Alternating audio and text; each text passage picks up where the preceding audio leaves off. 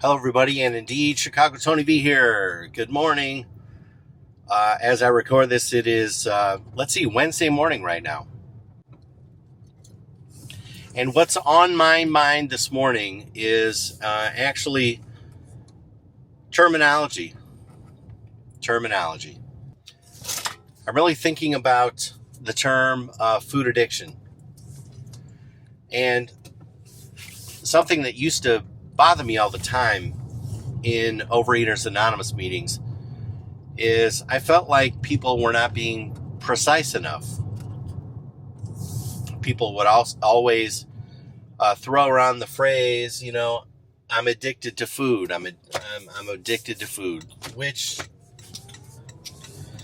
in my mind, I guess that's not totally horrible. It's better than saying I have no problems whatsoever. But to me, it was less precise than is required. Because I don't think it's true that we're addicted to food. That's not the way I see it. In my view, we are addicted to processed food. And so that's totally different. It seems to me if I say, I'm addicted to food,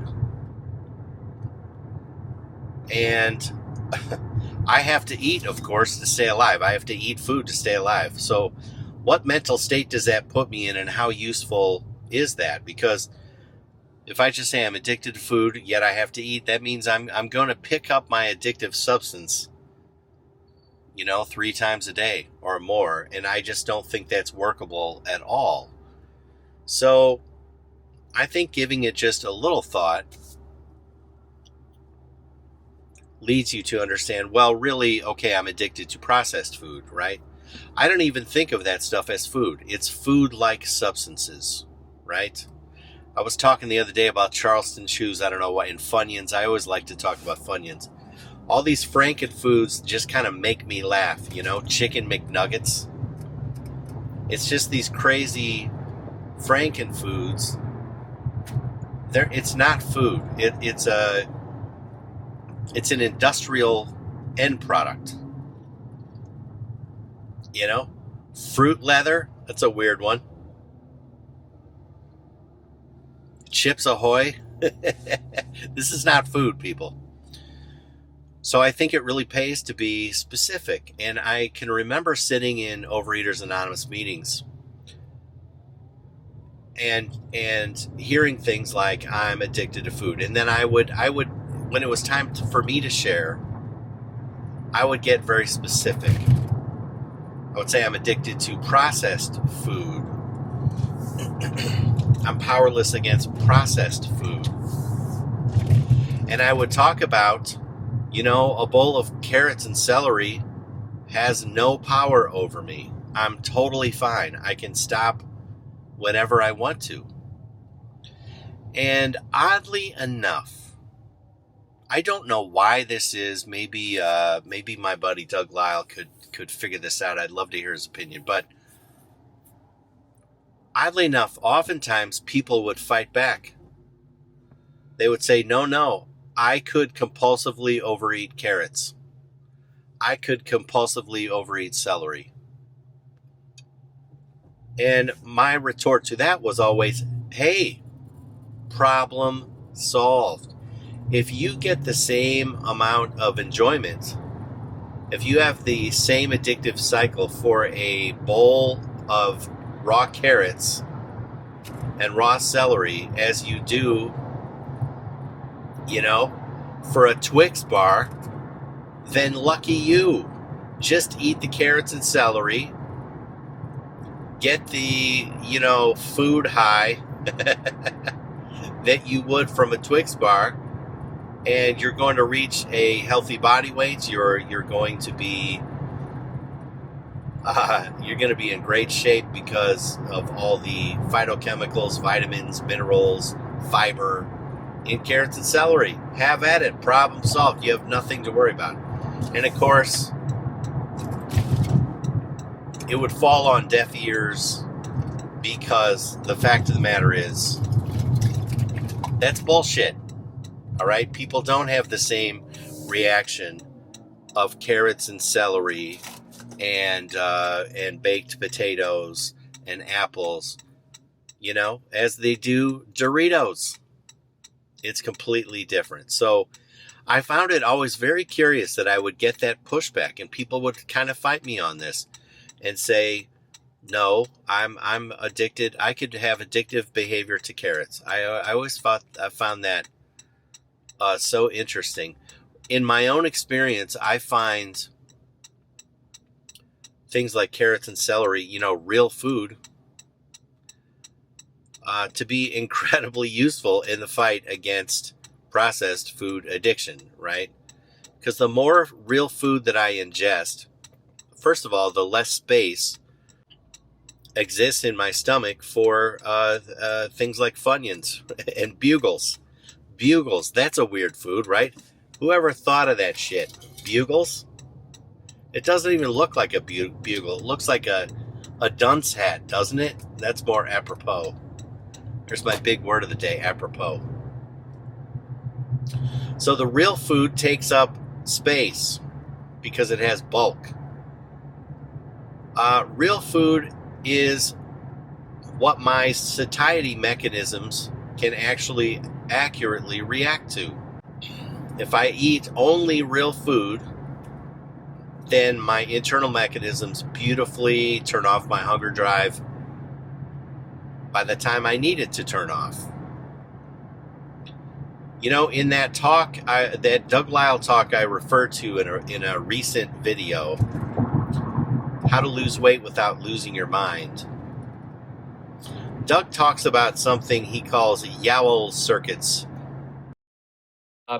You don't need to try to eat less. You've got circuits in you. I call them Yowell circuits. As soon as you are overweight, what happens is these circuits turn on. They start to create a biochemical concentration in your blood that will tell you to start eating less. So guess what?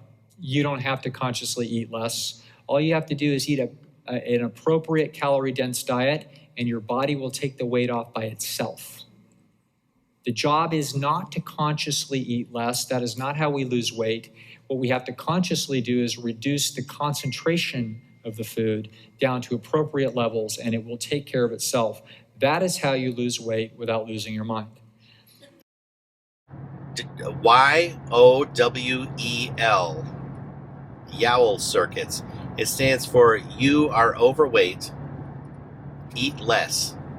This is Doug's way of describing this internal thing that happens when you are eating only whole natural food and when your satiety mechanisms are working correctly.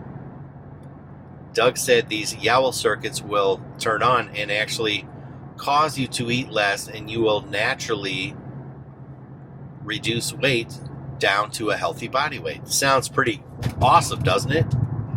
It's like, for me, sign me up. I don't know how you feel. Well, about now 8 months, I have a crazy person in front of me. About 8 months ago, I did a 12-day water fast with Dr. Nathan at the Fasting Escape. It was awesome. It completely reset my taste buds as advertised. And it made for me this whole natural food be absolutely delicious. Absolutely delicious. Carrots and celery actually tasted great after 12 days of water fasting. Watermelon was nearly orgasmic. Right? Everything was really good. The water fast really did its trick. Once I was through the refeed phase, after my water fast, I would make a big pot of vegetable soup. I did it in the Instant Pot. It was all whole natural food. Maybe from time to time a little bit of pasta thrown in there. A little bit. But what's interesting is early on, I would eat a ton. I would eat a whole, whatever I have. 8 quarts, 6 quart maybe. I have a 6 quart Instant Pot maybe. I would eat 6 freaking quarts of vegetable soup throughout the day. It was crazy. I couldn't believe how much food I was eating. Now, what's of course exciting is I was losing weight too. It's amazing. But what's really fascinating is over time, Doug Lyle's yowl circuits did turn on in me. As I was losing weight, my hunger drive kicked in more and more. Well, now in a day, I can't eat a half of my Instant Pot. Really, maybe a quarter of it. If I make vegetable soup, I can only have a quarter of it in a day. Again, I think we need to be precise. Okay, don't say I'm addicted to food. That's not precise enough, because what in the world do you do? Get very specific with what you're addicted to. I'm addicted to processed food, right? Now, a lot of people are very comfortable saying I'm addicted to sugar. I'm addicted to flour, That's great. I was talking to someone just yesterday who says most of the right things, but is not precise. She says I'm a food addict. Now she has gone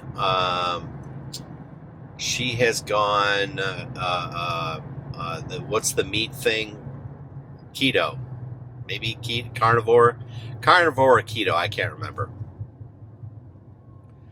And she freely says, "Oh, I'm addicted to sugar.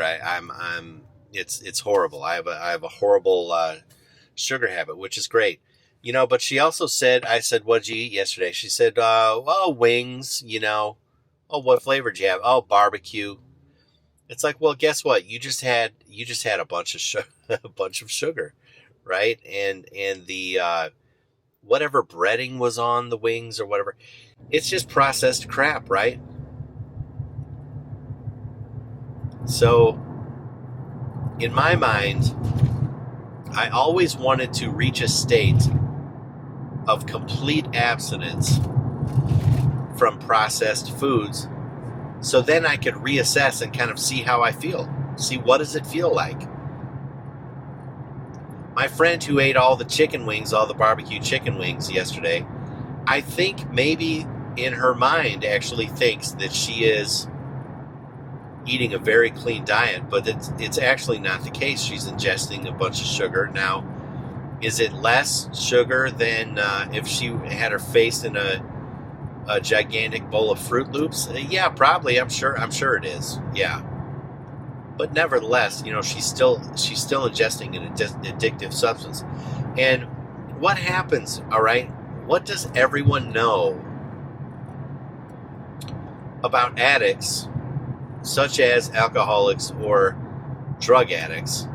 Food addicts, processed food addicts, we fly under the radar. People don't understand us. But what does everyone know about an alcoholic? You can't just have one or two drinks. That's not how it works. If you're an alcoholic, you have to abstain completely. So I think for a processed food addict, we need to look at it the exact same way, don't you think? We need to abstain completely, and until we do that, we don't really know what we're working with. We don't know how it feels. How does it feel to abstain completely? That's what I was really curious about. I really wanted to see. I want to get completely off all the processed food and see how it feels, see how I do. I always wondered, am I going to be able to think more clearly? Is my weight going to be easily manageable? That still remains to be seen. I mean, I'm definitely headed in the right direction, but I'm not even, in my opinion, even really close to a healthy body weight yet. Over these 8 months, I've lost about 40 pounds, something like that, 35, 40 pounds. So I'm on my way. But that's the experiment I'm in. That's the experiment I'm running, is I wanted to see what life was like really after cutting out all this processed crap. That's what I wanted to do. Now, has it been perfect? No, it hasn't. I've had little days where the processed stuff creeps in. Absolutely. And I don't like that, and that really bothers me. But it's been really few and far between. I mean, have I had entire months without a bit of processed food? Yeah. Believe it or not, yeah. So maybe this is the type of experiment you can run. Maybe you get curious for yourself and you say, what would it feel like? What would would it work for me? To me, the curiosity should be enough to say, you know what? Go ahead. Let's try it. Let's try it. So whatever, let me know. Let me know what you think. If you're struggling with processed food addiction, hey, you're not alone. I'm doing weekly Zoom meetings that are anonymous. If you, I was going to do Tuesday nights. I switched to Monday nights now for reasons I don't need to get into. But Monday nights, 7 p.m. Eastern, are my Zoom meetings. It's not an Overeaters Anonymous meeting, although it will probably feel kind of like one. It's just a safe space for people to reach out and talk about this crazy problem, which is processed food addiction, and just freely talk about it. I think we have a much better chance of getting through this if we have some sort of community around ourselves. So if you want to join my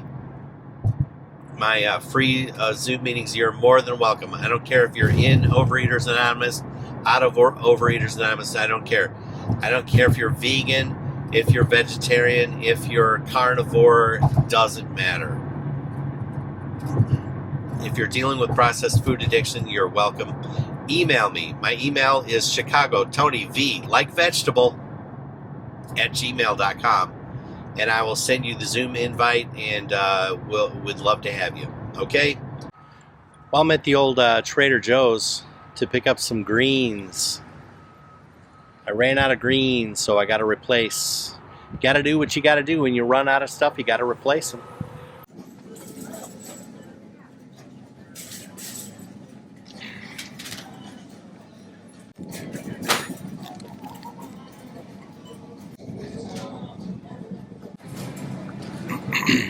Normally I do nice big hauls, but I'm just kind of in a hurry because it's before Thanksgiving. Really, all I need are greens. I got this really nice spinach today at Trader Joe's. Really nice, fresh-looking bag of spinach. I had potatoes this morning for breakfast, and I didn't have any greens. I ran out of all my greens last night. So I don't really like to go too long without sneaking greens into what I'm eating. So I have a little circuit almost. There are several stores I can stop by, several stores within, I don't know, 10 minutes of my place. And I can pick up some greens. I really like Trader Joe's for their greens. They have a great produce section. And I made some rice earlier. It's sitting there in the rice cooker. So what I'll do for lunch is I'll put a scoop of rice in my mouth, put a handful of spinach in my mouth, and chew away. I like spinach because I find that it's almost flavorless. It just takes on the flavor of whatever you're eating. I really kind of like that. So this will be a treat, a nice healthy treat. The low calorie density of the spinach will really help me in my overall kind of calorie density average today. You know what I mean? The rice is still pretty good, but it's more calorie dense. I tell you what, rice is a whole lot less calorie dense than Funyuns and Charleston Chews, right? Anyway, it's a day before Thanksgiving, so I'm really definitely trying to be good today because, tomorrow could be a shit show. Let's face it. Let's be honest. All right. We'll see what's next. Well, I had an interesting conversation with a friend after lunch. very interesting. I was talking about my kind of worries, or my planning, let's say, my planning as I head up to Chicago to visit with my family for Thanksgiving. As someone who's trying to eat healthy, you know, for Thanksgiving, this is it. This is our Super Bowl. This is where we're really challenged. And honestly, I've put a lot of thought into what's my strategy going to be? What am I doing? So I was explaining to my friend that I had come up with a plan. So my plan looks something like this. I was thinking through, as really I have to do for every day, I was thinking through, what am I going to eat?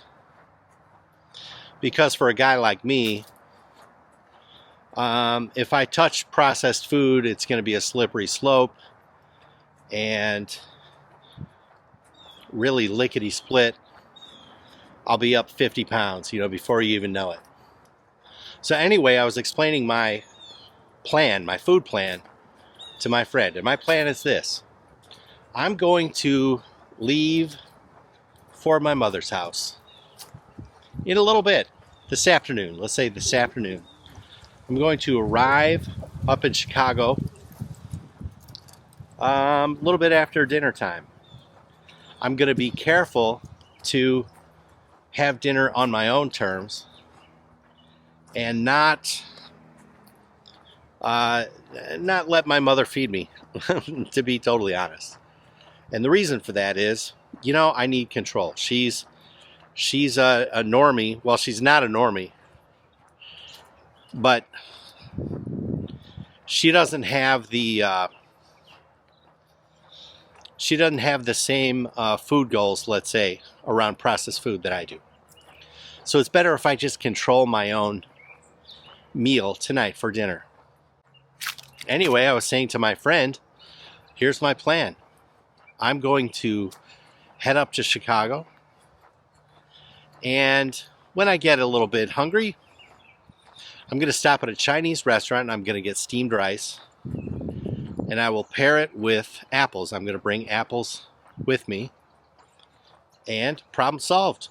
I'll have a nice meal. I'll have my starch. Dr. John McDougall would be proud of me, right? Working the starch solution, basically. And life goes on. Well, I got a very interesting reaction from my friend. She said, that's so sad.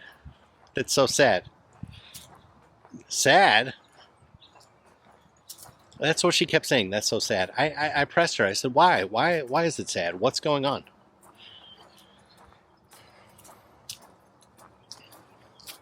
She basically said, eating plain steamed rice is very sad. I said, I don't know if you've noticed, but starch, rice, etc., it's kind of like comfort food, right? It's not that bad. It's pretty good. However many billion people in Asia are addicted to this stuff, right? I allegedly have a very beautiful friend in the Philippines who eats rice probably 3 times a day, loves it. Everyone she ever knew also eats rice 3 times a day. I said, am I really suffering all that much? She kept saying it's sad. I said, well, remember, I'm pairing it with apples, okay? That's gonna, I don't know, make it a little interesting. She just couldn't get over feeling bad for me. I finally said, look, I said, let me tell you how it was in the old days, right? Before I had some sort of grip on what I eat. I said, here's what it would be like. In the old days, I might have the best of intentions, right? I might decide, okay, I'm going to stop somewhere along the way and have some sort of meal. Let's say I go get, what do they cut? Chicken wings? What? Buffalo wings? Is that what they're called?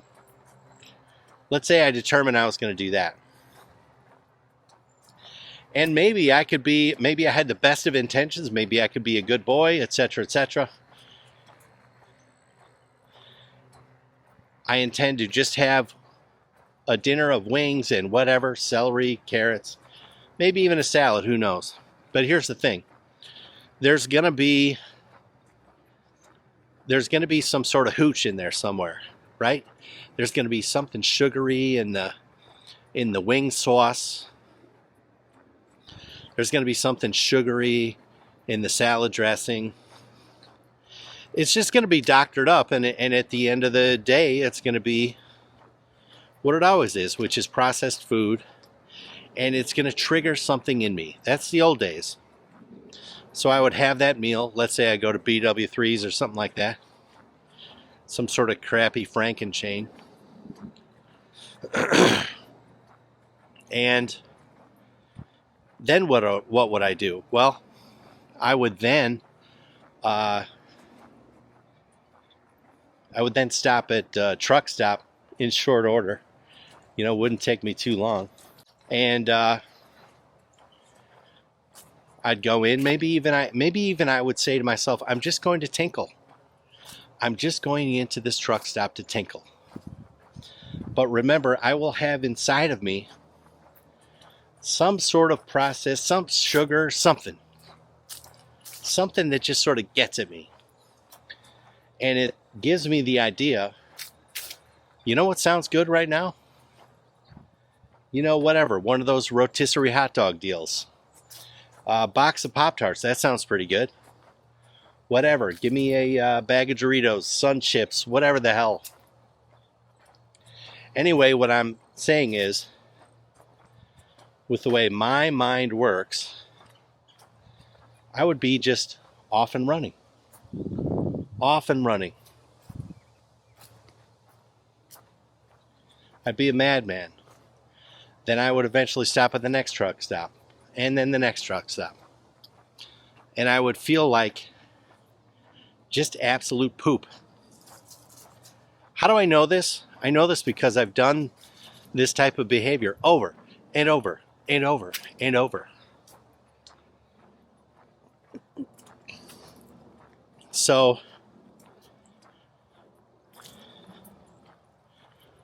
I guess eating plain white rice and apples to my friend is very, very sad, but what I just described to you, I think is infinitely more sad. You know? That's, I guess that's what addiction looks like, right? You get to this place where you can't control what you're doing. And that's a horrible place to be. I never want to be in that place again. And I think the good news is I kind of feel like I figured it out.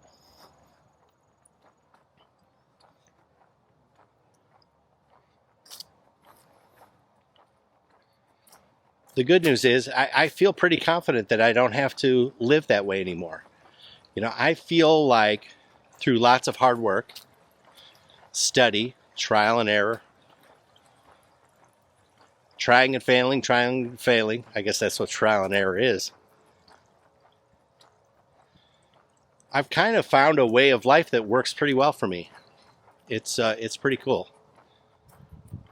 And I think about these things especially, you know, here leading into Thanksgiving. I guess that's for obvious reasons. Thanksgiving is, heck, it's baked into our culture that we're going to eat like idiots, right? Party like rock stars. So I'm pretty stoked that I don't really have to do that this year. Now, if I'm not careful, I could still descend into madness. All it takes is one bite. Here, just try this slice of pie, whatever. All it takes is one mistake, and I could descend down into madness. What I'm saying here won't make sense to like a normal person who doesn't have whatever it is I have. I guess an addictive personality or something. But then there are probably a lot of people who do get what I'm saying, right? I know I'm not alone.